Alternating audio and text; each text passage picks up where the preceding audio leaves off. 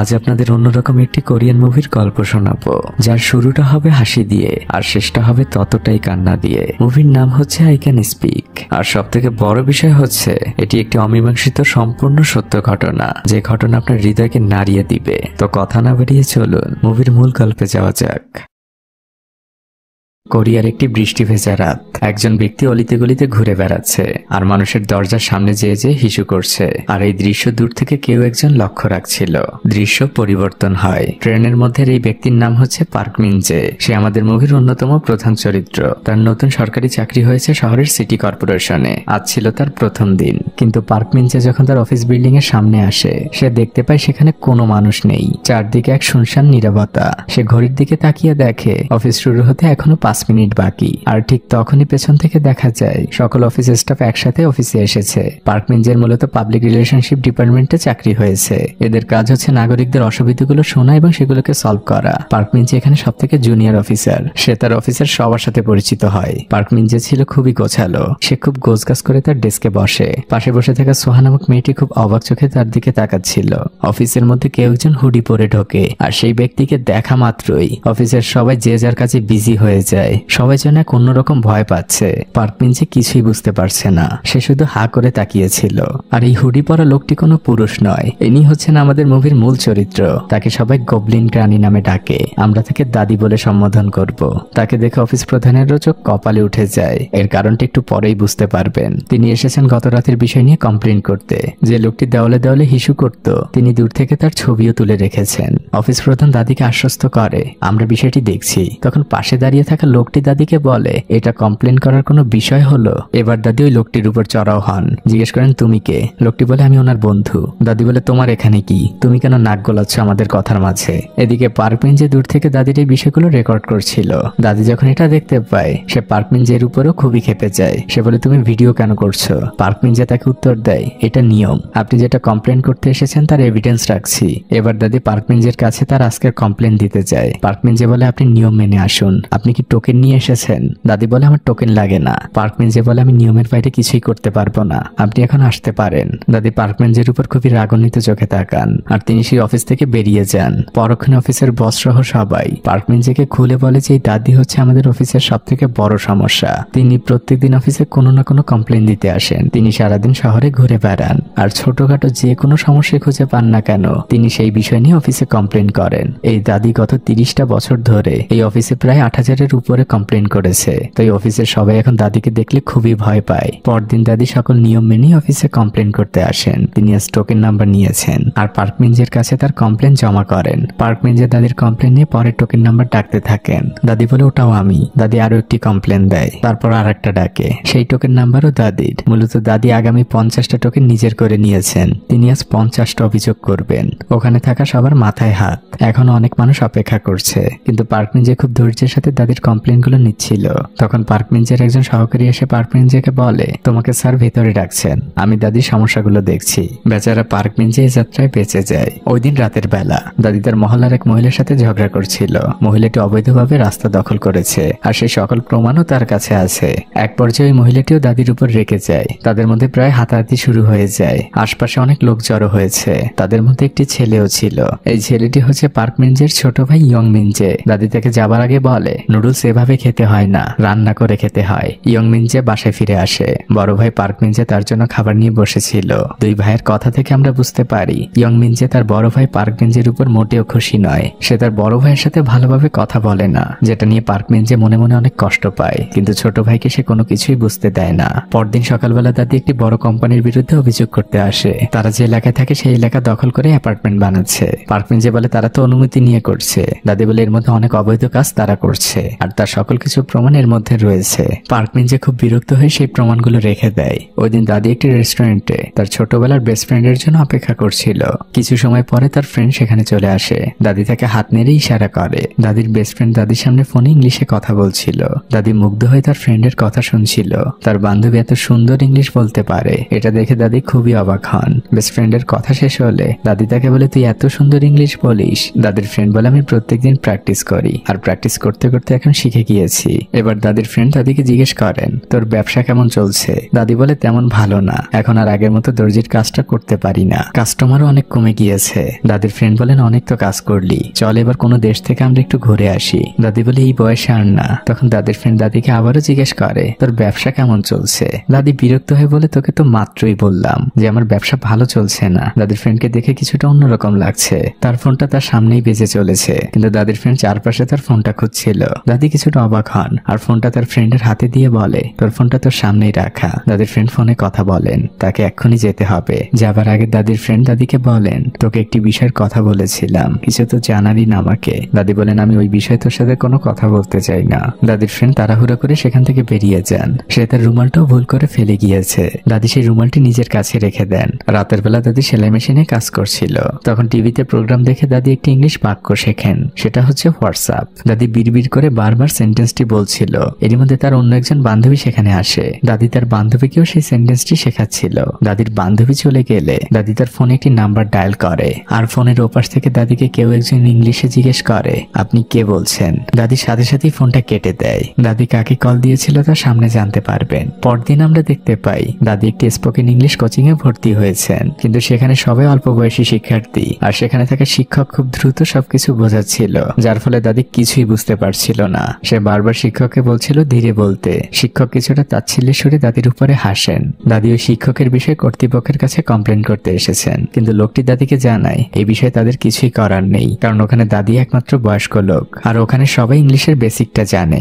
এদিকে আমরা পার্কমিনজেকে একজন বিদেশির সাথে ইংলিশে খুব সুন্দরভাবে কথা বলতে দেখতে পাই, আর তার পেছনে আমরা দাদিকেও দেখতে পাই। দাদি দূর থেকে এই কথাগুলো শুনছিল, আর ধীরে ধীরে সে পার্কমিনজের কাছে আসে। দাদি তো খুবই অবাক, পার্কমিনজে এত সুন্দর ইংলিশ বলতে পারে। ওই লোকটি সেখান থেকে চলে গেলে পার্কমিনজে পেছনেই দাদিকে দেখতে পায়, আর তার চোখ কপালে উঠে যায়। দাদি খুব করে পার্কমিনজেকে রিকোয়েস্ট করছে তাকে যেন পার্কমিনজে ইংলিশ শেখায়। সে এমনি এমনি শিখবে না, তার বিনিময়ে পার্কমিনজেকে সে টাকাও দিবে। কিন্তু পার্কমিনজে তাকে জানায়, আমার হাতে অত সময় নেই, আমি সারাদিন অফিস করি, আপনার মতো অনেক মানুষেরই কমপ্লেন জমে আছে, আমার সময় হবে না, আপনি আমাকে মাফ করবেন। পার্কমিনজে সেখান থেকে চলে যায়, কিন্তু দাদিও নাছর বান্দা। সে দিনরাত পার্কমিনজেকে ফোন করতে থাকে যেন তাকে সে ইংলিশ শেখায়। পার্কমিনজে এই বৃদ্ধ মহিলার উপরে খুবই বিরক্ত।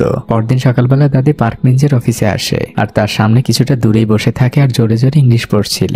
পার্কমিনজে তখন তার কাছে যেয়ে বলে, আপনি কিন্তু আমাদের কাজে অসুবিধা করছেন। দাদি তাকে জিজ্ঞেস করে, তুমি কি আমাকে ইংলিশ শেখাবে না? পার্কমিনজে বলে, না। দাদি বলেন, ভেবে বলছো তো? পার্কমিনজে বলে, আমি ভেবেই বলছি। দাদি বলেন, ঠিক আছে। দাদি এবার কয়েক হাজার কমপ্লেন ভর্তি একটি ব্যাগ হাতে নেন, আর সেগুলো নিয়ে যখন তিনি জমা দিতে যাচ্ছিলেন তখন পার্কমিনজের সকল কলিগেরা তার কাছে হাত জোর করে রিকোয়েস্ট করে দাদিকে ইংলিশ শেখানোর জন্য। দাদির ইংলিশ শেখা শুরু হয়। পার্কমিনজে তাকে একটি ওয়ার্ড বুক দেয়। দাদি বলেন, এগুলো তো আমি ছোটবেলায় শিখেছি। পার্কমিনজে এবার দাদিকে একটি ডিকশনারি বের করে দেন, আর তাকে সেটি দিয়ে বলেন, আপনি এখান থেকে কিছু ওয়ার্ড মুখস্থ করবেন, কাল আমি আপনার পরীক্ষা নিব, আপনি যদি 80% মার্ক পান তাহলেই আমি আপনাকে ইংলিশ শেখাবো। ওই দিন রাতের বেলা দাদি একদম ছোট মানুষের মতো টেবিল চেয়ারে পড়তে বসেন। পরদিন সকালবেলা দাদির এক্সাম শুরু হয়। পার্কমিনজে পাশেই দাঁড়িয়েছিল, দাদি খাতে ইংলিশ ওয়ার্ড লিখছিল।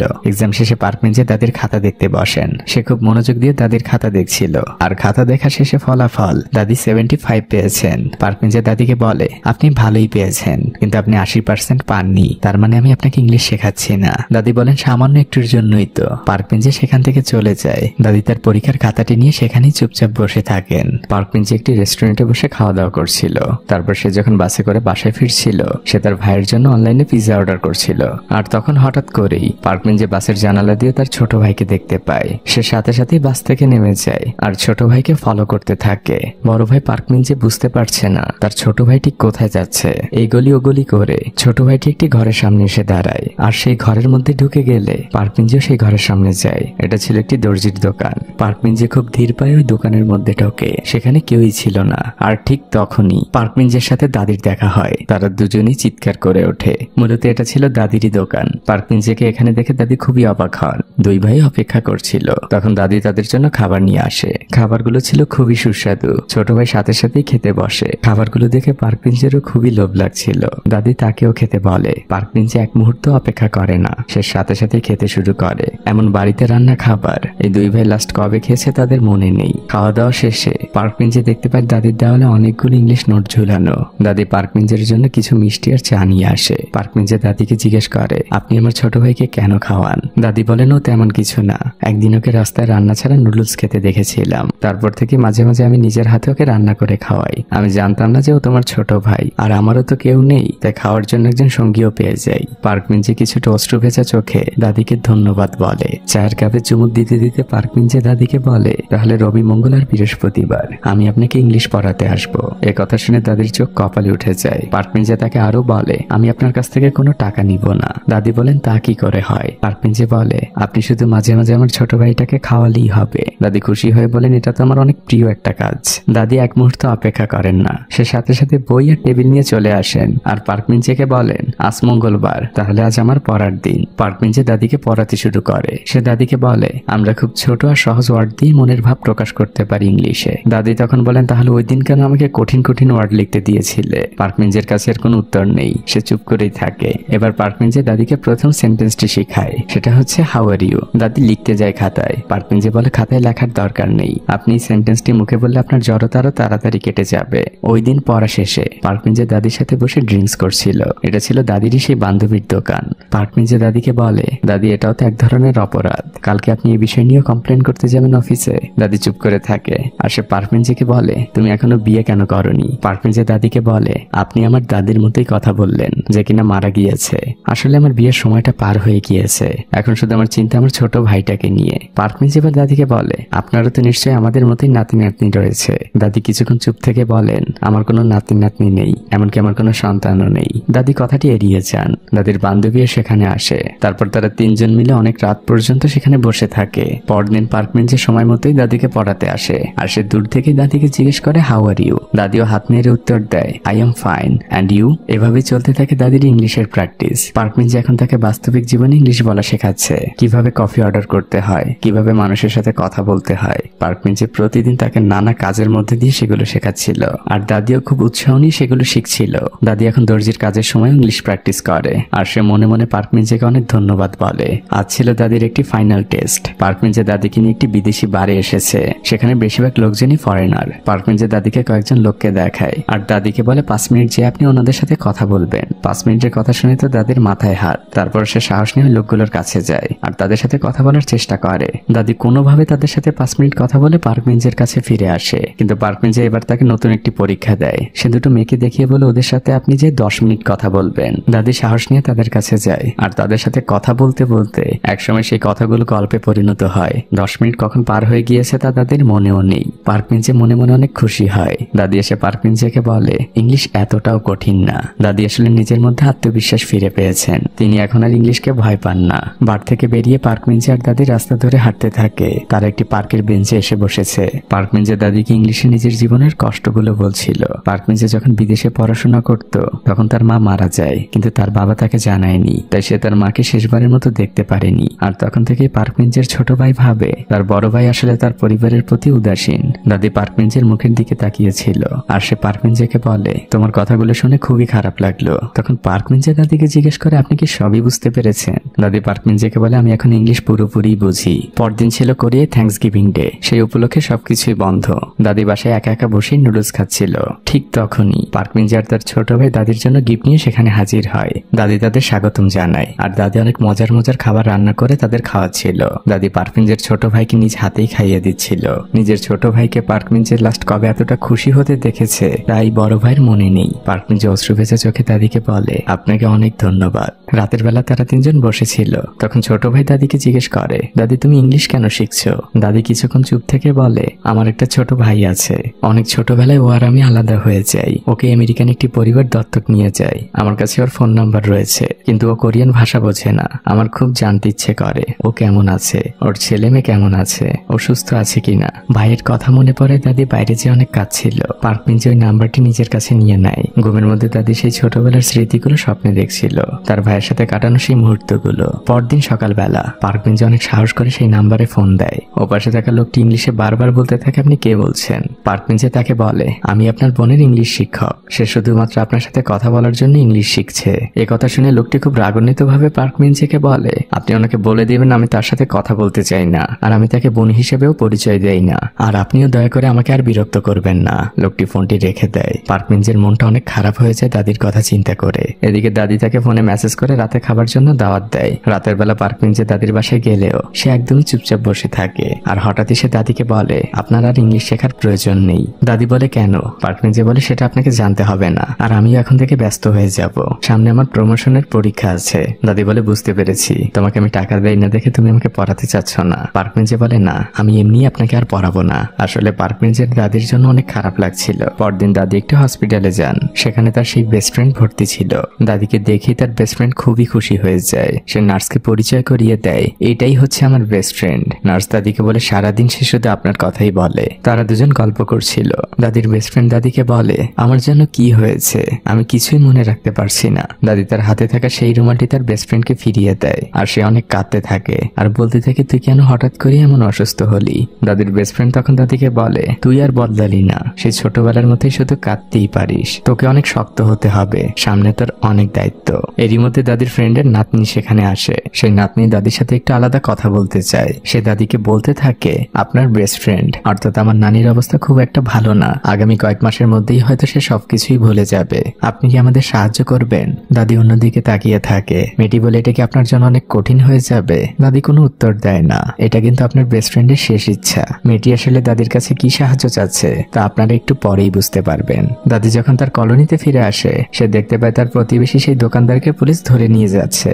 সেই দোকানদার মহিলা ভাবে দাদি হয়তো কমপ্লেন করেছে, তার কারণে পুলিশ তাকে ধরে নিয়ে যাচ্ছে। তাই সে দাদির উপরে অনেক চিল্লাচিল্লি করতে থাকে, কিন্তু দাদি তো আসলে এসবের কিছুই জানে না। পরদিন সকালবেলা দাদি সেই সিটি কর্পোরেশন অফিসে আসে। সে তার কমপ্লেনগুলোর খোঁজ নিতে এসেছিল, কিন্তু তখনই সে আড়াল থেকে শুনতে পায় গতকালকে ওই মহিলাকে আসলে এরা পরিকল্পনা করে ধরিয়েছে, কারণ বিল্ডার্স কোম্পানি মেয়রকে অনেকগুলো টাকা দিয়েছে। এটা শুনে দাদি খুবই রেগে যান। সে সাথে সাথে হেল্প ডেস্কে যেয়ে তার জমা দেওয়া সেই ফাইলগুলো ফেরত চায়, কিন্তু ওখানে থাকা মেয়েটি ভয়ে ভয়ে বলে, ফাইলগুলো কোথায় আছে তা আমি বলতে পারবো না। এটা শুনে দাদি আরো রেগে যান। তখন মেয়েটি বলে, আপনার ফাইলগুলো তো পার্কমিঞ্জের কাছে জমা দিয়েছিলেন, সে ভালো বলতে পারবে। এরই মধ্যে পার্কমিঞ্জি সেখানে চলে আসে। দাদি তাকে দেখা মাত্রই দৌড়ে তার কাছে যায়, আর দাদি তাকে বলতে থাকে, তুমি আমার সেই ফাইলগুলোকে কোথায় রেখেছো? পার্কমিঞ্জি তখন দাদিকে বলে, বিল্ডার্স কোম্পানি যা কিছুই করছে না কেন আইন মেনেই করছে, আপনার ওই প্রমাণে কিছু যায় আসে না। দাদি পার্কমিঞ্জির উপর খুব বেশি রেগে যান, আর সে বলে, তুমি কি ওই ফাইলগুলো একবারও খুলে দেখেছিলে? আমি কয়েক বছর ধরে ওদের বিরুদ্ধে প্রমাণ জোগাড় করেছি। পার্কমিঞ্জি তখন বলে, আপনার দোকানের তো কোনো সমস্যা হয়নি, তাহলে অন্যকে নিয়ে কেন আপনার মাথা ব্যথা? দাদি বলেন, আমি এত কমপ্লেন করি কি আমার নিজের জন্য?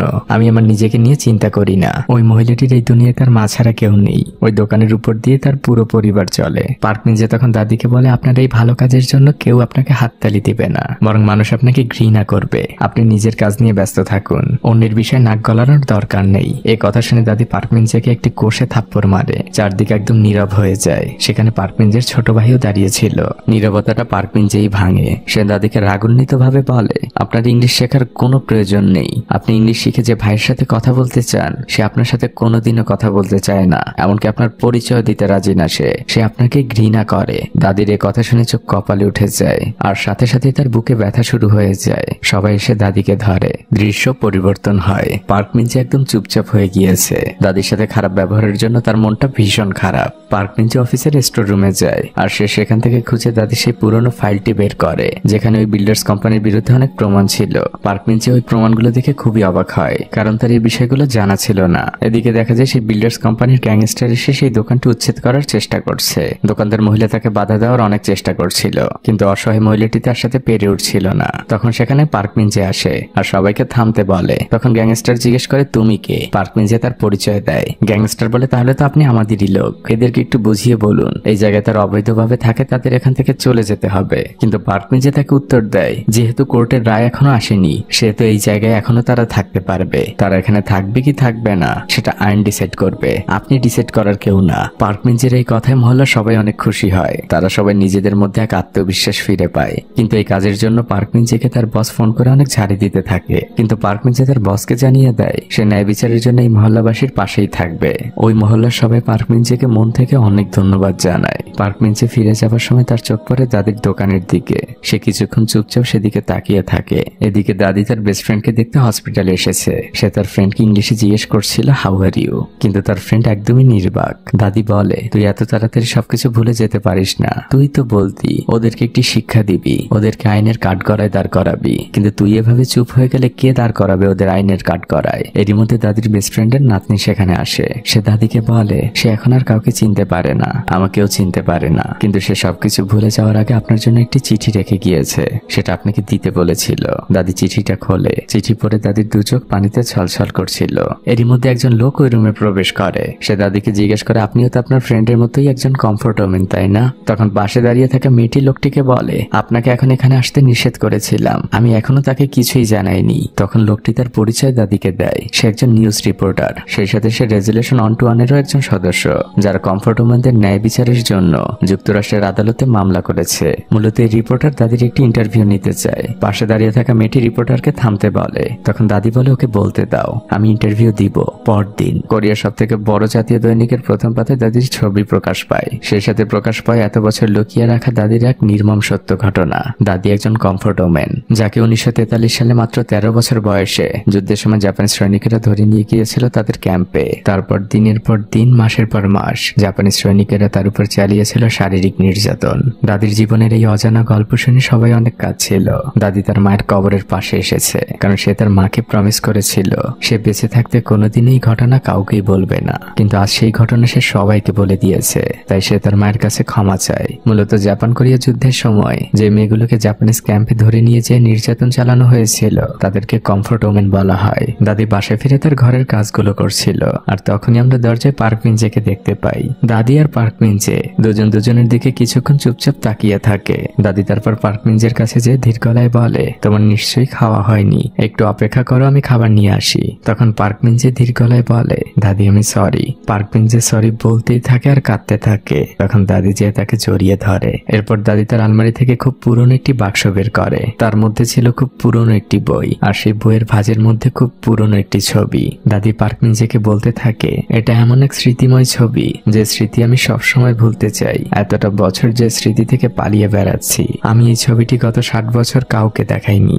আজ তোমাকে প্রথম দেখালাম। ছবির এই যে মেয়েটাকে দেখতে পাচ্ছ, এটা আমি। আর আমার পাশে দাঁড়ানো ওই মেয়েটি, সে আমার বেস্ট ফ্রেন্ড, যে এখন হসপিটালে ভর্তি আছে। ছবিটি জাপানিজ ক্যাম্পেই তোলা। ওরা আমাদের উপর প্রত্যেকদিন অমানসিক নির্যাতন চালাতো। আমি আর সহ্য করতে পারছিলাম না। চেষ্টা করেছিলাম এই পৃথিবী থেকে বিদায় নিতে, কিন্তু আমার ওই বেস্ট ফ্রেন্ড, ও আমাকে বাঁচিয়েছে, আমাকে বুঝিয়েছে, আমার মধ্যে সাহস জুগিয়েছে, আমাকে বলেছে না কাঁদতে, সব সময় হাসি মুখে থাকতে। এই যে এখন এভাবে বেঁচে আছি, তার পিছনে ওর অবদান অনেক। আমরা ওই ক্যাম্প থেকে বেরিয়ে জাপানিজ সৈনিকদের বিরুদ্ধে অভিযোগ করেছিলাম, কিন্তু আমাদের যে ইংলিশ ট্রান্সলেটর ছিল, সে আমাদের বলা কথাগুলো না লিখে ভুল কথা লিখেছিল। যে বিষয়টি আমার বেস্ট ফ্রেন্ড যখন বুঝতে পেরেছিল, তারপর থেকে সে ন্যায় বিচারের জন্য ইংলিশ শিখতে শুরু করেছিল। এই যে জাপানিজদের বিরোধী চিঠিটা ওরই লেখা। কিন্তু যেদিন আমি বুঝতে পেরেছিলাম আমার বেস্ট ফ্রেন্ড সবকিছুই ভুলে যাচ্ছে, সেই দিন থেকেই আমি ইংলিশ শিখতে শুরু করেছিলাম। কারণ আমি জানতাম আমার হেল্প ওর অবশ্যই দরকার হবে। আমি কখনই আমার ভাইয়ের সাথে কথা বলার জন্য ইংলিশ শিখিনি। ও যে আমাকে ঘৃণা করে আমি আগে থেকেই জানতাম। দাদি পার্ক মিনজেকে বলে, তুমি কি আমাকে আমার শেষ লড়াইটা লড়তে সাহায্য করবে? দৃশ্য পরিবর্তন হয়। দাদিকে তার এই বান্ধবী কয়েকদিন ধরেই এড়িয়ে চলছে। দাদি তার পিছু পিছু ছুটে যায় আর বলে, তুমি আমাকে এড়িয়ে কেন চলছো? আমার অতীত জেনে তুমি আমার সাথে এখন আর কথা বলতে চাও না? তখন দাদির বান্ধবী দাদিকে বলে, তুমি আমাকে কখনো বন্ধুই ভাবনি। এত বড় একটি বিষয় তুমি আমার কাছ থেকে লুকিয়ে রেখেছো। নিউজ পেপারে তোমার গল্প জানার পরে আমি কত কেঁদেছি তুমি জানো? সেই বান্ধবী দাদিকে জড়িয়ে ধরে আর দাদিকে বলতে থাকে, তোমার অনেক কষ্ট হয়েছিল তাই না? দাদিও তখন হাউমাউ করে কেঁদে দেয়। পরদিন দাদির পাসপোর্টের জন্য ছবি তোলা হয়। এর কয়েকদিনের মধ্যে পার্ক মিনজে এসে দাদিকে তার পাসপোর্টটি দেয় আর বলে, পাসপোর্টের ছবিটি কিন্তু অনেক সুন্দর হয়েছে। আমেরিকার আদালতে যে বিষয়গুলো নিয়ে সে বলবে, সেই বিষয়গুলো সে সবার সামনে প্র্যাকটিস করছিল। সে মাঝে মাঝেই ভুলে যাচ্ছিল, আবার নিজেকে শুধরে নিচ্ছিল। পরের দৃশ্যে দেখা যায় দাদি যখন তার দোকানের দরজাটা খুলতে যায়, তখন একটি খাম নিচে পড়ে। সেখানে সামান্য কিছু ডলার ছিল আর একটি চিঠি। এটা মূলত সেই দোকানদার মহিলা রেখেছে। সেই মহিলা চিঠিতে দাদির কাছে সরিও বলেছে, কারণ সে দাদিকে ভুল বুঝেছিল। দাদি দৌড়ে সেই মহিলার দোকানের সামনে যায়। দূর থেকে মহিলা দাদিকে দেখে মাথা নিচু করে তাকে সম্মান জানায়। দাদির আমেরিকা যাওয়া উপলক্ষে মহল্লার সবাই কোনো না কোনো গিফট পাঠিয়েছে। দাদির বান্ধবী সেগুলোই গোছগাছ করছিল। দাদি পার্ক মিনজের জন্য নিজ হাতে একটি স্যুট বানিয়েছে, কারণ আর কয়েকদিন পরে পার্ক মিনজের প্রমোশনের ইন্টারভিউ। সেখানে দাদি চায় পার্ক মিনজে এই স্যুটটা পরে যাক। দাদি পার্ক মিনজেকে স্যুটটা পরতে বলে। খুব সুন্দর মানিয়েছে পার্ক মিনজেকে। দাদি আর পার্ক মিনজে দুজনেই অনেক খুশি। এরপরের দৃশ্যটা চলে আসে আমেরিকার ওয়াশিংটন ডিসিতে। দাদি জানালা দিয়ে বাইরে দেখছিল। তখন হঠাৎই সে তার সাথে থাকা মেয়েটিকে জিজ্ঞেস করে, এখান থেকে লস অ্যাঞ্জেলেস কত দূর? মেয়েটি বলে, প্লেনে গেলে 4-5 ঘন্টা লাগবে। মেয়েটি জিজ্ঞেস করে, আপনি কি ওখানে যেতে চান? দাদি কথাটি এড়িয়ে যায়। মূলত লস অ্যাঞ্জেলেসে দাদি সেই ছোট ভাই থাকে। এদিকে পার্ক মিনজে একটি রেস্টুরেন্টে তার কলিগদের সাথে খাচ্ছিল। তখন টিভিতে দেখানো হচ্ছিল আগামীকাল আন্তর্জাতিক আদালতে রেজুলেশন 121 ফর কমফোর্ট ওমেন এর শুনানি শুরু হবে।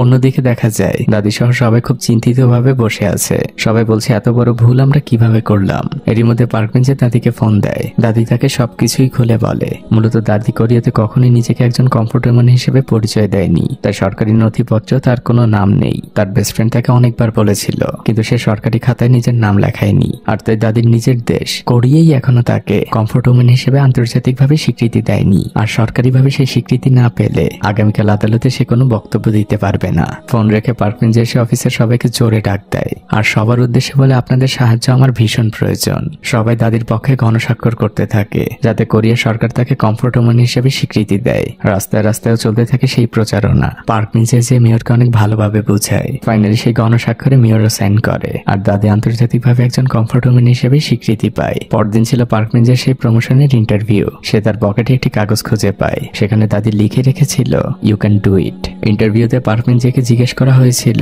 তোমার পরিবারে কে কে রয়েছে? পার্ক বেঞ্চে বলে, আমার একটি ছোট ভাই। তারপর কিছুক্ষণ সে চুপ থেকে বলে, আর একজন দাদি। অন্যদিকে আজ দাদিকে সেই আন্তর্জাতিক আদালতের সামনে নিয়ে আসা হয়েছে। সেখানে শত শত কোরিয়ানও জমা হয়েছে। তারা সবাই একসাথে স্লোগান দিচ্ছিল, উই ওয়ান্ট জাস্টিস। আদালতে জাপান আর কোরিয়া দুই পক্ষই উপস্থিত হয়েছে। দাদি নিজ মনে মনে বলছিল, আমাকে আজ পারতেই হবে। কিছুক্ষণের মধ্যে বিচার কার্যক্রম শুরু হয়ে যায়। প্রথমে মিসেল নামক একজন কোরিয়ান কমফোর্ট ওমেন নিজের সাথে ঘটে যাওয়া ঘটনা কোর্টকে বলতে থাকে। যুদ্ধের সময় জাপানিজ সৈনিকেরা তাকে একটি রুমে আটকে রেখে 10 জন সৈন্য একসাথে তার উপর শারীরিক নির্যাতন চালিয়েছিল।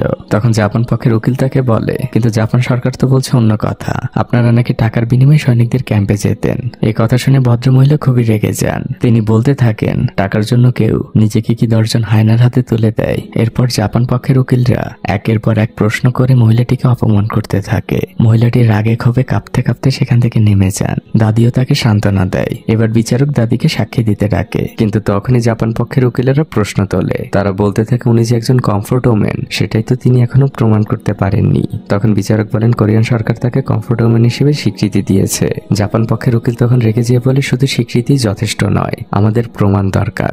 জাপান পক্ষ থেকে অনেক কটূক্তি করতে থাকে দাদিকে উদ্দেশ্য করে। বিচারক সবাইকে থামতে বলে আর দাদির কাছে জিজ্ঞেস করে, আপনি কি প্রমাণ করতে পারবেন যে আপনি একজন কমফোর্ট ওমেন? দাদি তো ইংলিশ অতটা ভালো বোঝে না। সে না বুঝেই বিচারককে উত্তর দেয়, ইয়েস আই ক্যান স্পিক, যেটা কিনা এই মুভির নাম। দাদি তার হাতে একটি কাগজ নিয়ে এসে মঞ্চে দাঁড়ায়। শত শত মুখ তার দিকে তাকিয়ে আছে। ক্যামেরার ফ্ল্যাশের আলোতে চারদিক আলোকিত, কিন্তু দাদির মুখ থেকে কোনো কথা বের হচ্ছে না। সে এক অজানা ভয় পাচ্ছে। তার কানে শুধু জাপানিজ মানুষগুলোর কটূক্তি ভাসছে। বিচারকও তাকে পেছন থেকে বারবার বলছে, আপনি আপনার কথাগুলো বলুন, কিন্তু দাদি চুপ করেই থাকে। তখন বিচারক দায়িত্বে থাকা লোকগুলোকে বলে দাদিকে সরিয়ে নিতে। দাদির সাথে থাকা সেই মেয়েটি দাদিকে চিৎকার করে বলতে থাকে, ইউ ক্যান স্পিক। দাদি খুবই ভয় পাচ্ছিলেন। আর ঠিক তখনই তার কানে আসে খুব পরিচিত একটি কণ্ঠস্বর। সে দাদিকে জিজ্ঞেস করছে, হাউ আর ইউ? দাদি চারপাশে সেই মানুষটিকে খুঁজতে থাকে আর উত্তর দেয়, I am fine and you? তখন আমরা দরজার ওপাশে পার্ক বেঞ্চেকে দেখতে পাই। সে দাদিকে চিৎকার করে বলছে, ইউ ক্যান স্পিক। তখন দাদি উত্তর দেয়, ইয়েস আই ক্যান স্পিক।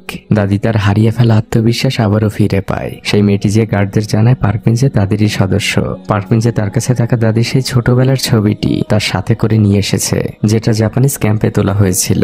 মেয়েটি বিচারকের কাছে সেই ছবিটি জমা দেয়। পার্ক বেঞ্চেকে দেখে দাদি এক স্বস্তির নিঃশ্বাস ফেলেন। তারপর তিনি কিছু একটা ভেবে একটু পাশে এসে দাঁড়ান। তারপর তিনি সবার দিকে তাকিয়ে হঠাৎ করেই তার পেটের কাপড়টা উপরে তুলে ফেলেন। আর সবাই তখন ভয়ে আটকে ওঠে। দাদির পুরোটা পেট ক্ষতবিক্ষত করে দিয়েছিল জাপানিজ সৈনিকেরা। ওখানে থাকা সবাই একদম হতবাক হয়ে যায়। পার্ক বেঞ্চে তার হাতগুলোকে শক্ত করে চেপে ধরেছে। দাদি তার জায়গায় ফিরে আসেন আর তিনি সবার উদ্দেশ্যে বলতে থাকেন, জাপানিজ সৈনিকেরা এগুলো ছুরি দিয়ে খুঁচিয়ে খুঁচিয়ে করেছিল। আমার পুরো শরীর জুড়ে এমন অনেক চিহ্ন আছে। দাদি জাপান পক্ষের উকিলদের উদ্দেশ্যে বলেন, আপনারা তো আমার কাছে প্রমাণ চেয়েছিলেন, এই যে নিন প্রমাণ। আমার পুরো শরীরটাই একটা প্রমাণ। আর কত প্রমাণ লাগবে আপনাদের? আর যেন আপনারা কি বলেছিলেন, আমরা কমফোর্ট ওমেনরা টাকার জন্য জাপানিজদের কাছে গিয়েছিলাম। 1943 সালে আমার বয়স ছিল 13। যে বয়সে আমার পুতুল নিয়ে খেলার কথা, সেই বয়সে হয়তো আমার অত টাকার প্রয়োজন ছিল না, যার জন্য পুরো পুরোটা জীবন শরীরে ক্ষত বয়ে বেড়াবো। দাদির কথাগুলো শুনে হসপিটালে থাকা দাদি সেই বান্ধবীও কাঁদছিল। দাদি সবার উদ্দেশ্যে বলতে থাকে, জাপানি সৈনিকেরা যে পাপ করেছিল সেই বোঝা আমরা এখনো বয়ে বেড়াচ্ছি। আমরা কমফোর্ট ওমেনরা এখানে কোনো বিচার চাইতে আসিনি। আমরা চাই আপনাদের করা পাপের জন্য আপনারা একবার আমাদের কাছে মন থেকে সরি বলুন। অ্যাটলিস্ট আমরা আমাদের পরবর্তী প্রজন্মকে বলতে পারবো এই পৃথিবীতে আমরা ন্যায় বিচার পেয়েছিলাম, তারা আমাদের কাছে ক্ষমা চেয়েছিল। আমাদের কমফোর্ট ওমেনদের এই চাওয়াটা কি খুব বেশি? অশ্রু ভেজা চোখে দাদি তার বক্তব্য শেষ করেন। হাততালিতে চারদিক মুখরিত। ওখান থেকে বের হবার পর জাপানিজ পক্ষের সকল উকিল দাদির কাছে এসে সরি বলে, কিন্তু জাপান সরকারের লোকজন দাদিকে দূর থেকে কটু কথা শুনিয়ে যায়। দাদি অনেক রেগে যান। পার্ক মিঞ্চে তাকে শান্ত করে। এদিকে সেই মেয়েটি এসে দাদিকে জানায়, আপনার জন্য কেউ একজন অপেক্ষা করছে। দাদি ওয়েটিং রুমে যান, আর তিনি সেখানে যেয়ে দেখতে পান তার সেই ভাই তার জন্য অপেক্ষা করছে। দাদি জিজ্ঞেস করেন, তুমি কিভাবে জানলে আমি এখানে? দাদির ভাই বলে, আমি তোমাকে পত্রিকায় দেখেছি, আর ওই যে ছেলেটা আছে না, ও প্রত্যেক দিন আমাকে ফোন করত। দাদির ভাই দাদিকে শক্ত করে জড়িয়ে ধরে। আর দুই ভাই বোনের এই সুন্দর মুহূর্তের মধ্যে দিয়েই এই মুভিটি এখানেই শেষ হয়ে যায়। 2007 সালের 30 জুলাই কমফোর্ট ওমেন রেজুলেশন 121 আন্তর্জাতিক আদালতে পাশ হয়। এই ছবিগুলো ছিল সেই সময়কার সত্যিকারের ছবি, আর ইনি ছিলেন সেই সত্যিকারের দাদি। তো আজ এই পর্যন্তই। ভিডিওটি কেমন লাগলো আমাকে অবশ্যই কমেন্ট করে জানাবেন।